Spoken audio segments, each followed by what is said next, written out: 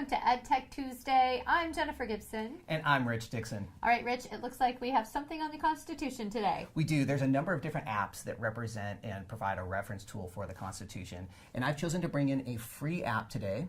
I love it. It's called the Constitution and the Federalist Papers. And I'm actually familiar with this one, so let's walk through it. All right, let's go ahead and do that.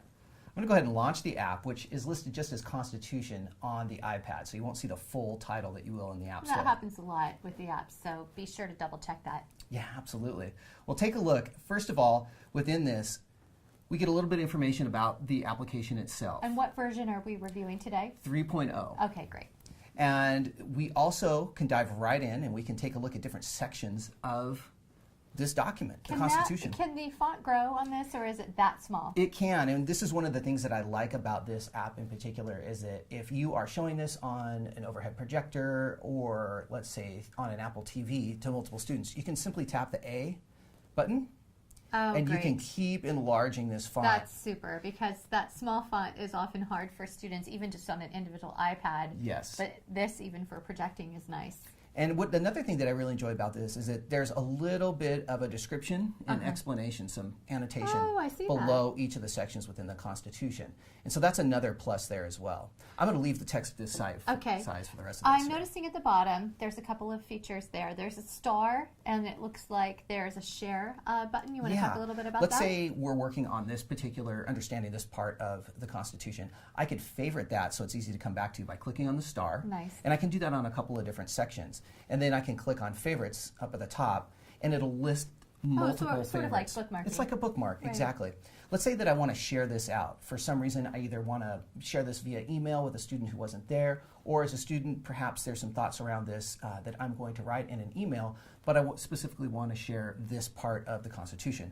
I can click on the share icon in the lower right-hand corner, and I can share this using a message, and they have email, AirDrop but then I also like copy. So I can copy all this.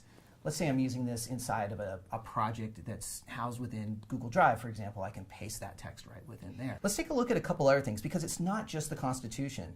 And if we take a look here at the bottom, and this is what I'd like to point out, we have the amendments, which is great. We have Supreme Court cases, which is really interesting. Oh, wow. It's the only in-app purchase. I was going to ask about that next. So this does have the in-app purchase. And it's only that one. And it's 99 cents? Exactly, yeah.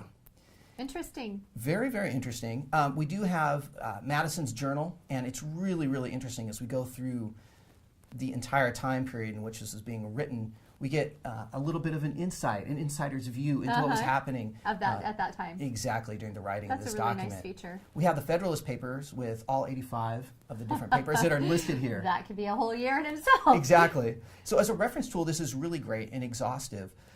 We also have the Virginia Ratifying Convention, and then there's actual images of the original Constitution here as well. So while we can't bring the original in, it does attempt to kind of bridge that idea, bringing in primary source. All through this, exactly. and definitely a Common Core tool for you as far as looking at informational text and primary sources. I also see this as sort of ageless in a sense. You could show this to the youngest students and talk about this is what our country is based on, but also for adults and reference for that as well. Absolutely. So for your upper elementary kids and then into junior high and high school, if you're studying this topic, great. If not, there is some application, as Jennifer was just mentioning, across the board. So again, we hope you enjoy this app.